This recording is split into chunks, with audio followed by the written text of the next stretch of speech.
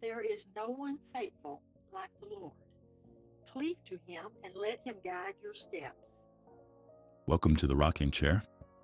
Today we will permutate on Genesis chapter 1. I would like to encourage you to pause the video and read the chapter for yourself. This is his story and this is his love for you. If God created our heavens and earth, we must, by logic, understand that he did so from another place that also has a time frame. This is because time allows for hierarchy of action, one thing following another. But it is important to remember that there are two places involved at all times while we go through the Bible. I will remind you of this fact when we reach passages that seem very confusing or backward. And the fact that there are two places where time does not correlate at all is going to help those passages make sense. The Holy Spirit hovers above the deep.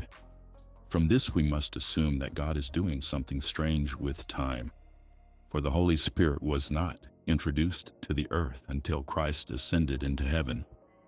We may deduce from this that Christ ascended all the way back to the beginning before creation after his resurrection. The Holy Spirit hovers over chaos. He is the God of the middle. He is always in the middle of your mess. First, there was darkness. Then there was light. First, there was evening. Then there was morning, one day. Where did the first morning go, and why did God skip it? Perhaps it is that morning in which joy comes. We learn from the creation events so far that there is a pattern that is emergent already in God's actions. First, darkness, then light. First, nighttime, then morning. First, crying, and then laughter. Do the hard thing first, then be easy. First, suffer, then rejoice. First, you cannot see, then you can see. One whole day will start dark and end with the light, but one whole day must have both. There is no day you will live that you will not have both darkness and light together. By this principle, the Apostle Paul learned that an evil spouse shall be saved by a righteous spouse. I shall point out this principle from now on in Scripture as we continue these videos in the future. God is a divider. We shall see that when Christ is born to us later in Scripture. He will not dispute my statement, but confirm it. God will divide you from yourself. If you choose to love and follow him, you will have no place to lay your head. You will never feel at home anywhere except with him. I speak figuratively for most, and literally for a few. God will divide you from the places you used to go. He will divide you from the habits you used to have, from the friends you used to have. And for a few, he will divide your family too, and without apology. Answering the call of Christ is the hardest thing you will ever do. Genesis chapter 1 teaches us that God is ordered. He will have things in their own place at the right time and season. This point will become very important as we move through the Bible. Verse 6, let there be an expanse, is a command telling the universe to stretch itself out. It is also a rebuke. This is the first rebuke from God.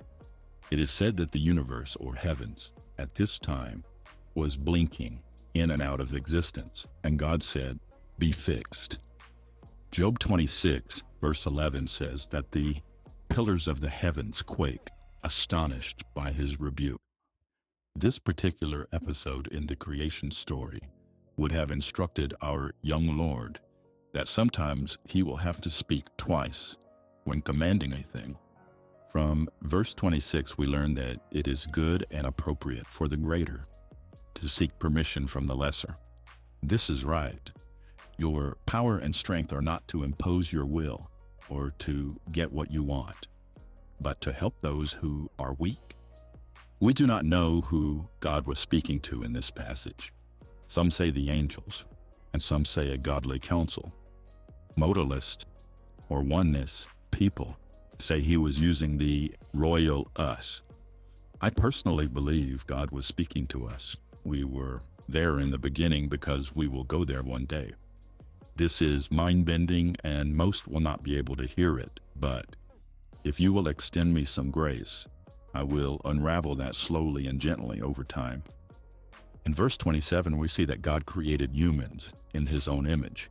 These humans, as created, were given free will because they had access to both the carnal and spiritual natures. They had access to both the tree of life and the tree of knowledge. Persons who lack access to the spiritual nature are not free will agents. They are slaves that must be saved. This is the rocking chair, and you are listening to my permutations. I will always close out a video by encouraging any who will to seek after the Lord, because those who seek will find, and those who knock will be answered, and those who ask will receive. This is the word from a holy king who cannot lie or go back on his word. I will also instruct you that if you would like a relationship with the very real person of Jesus, it begins with repentance. There is no formula to follow with regard to repentance. Do it however you feel led to do it, but it requires some reflection and examination of how you have been an enemy of God. For me, repentance was a season of life that, when finished, God led me out of. The next rocking chair video will be on Genesis chapter 2. His tender mercies are new every day. His love never fails. There is none faithful like the Lord.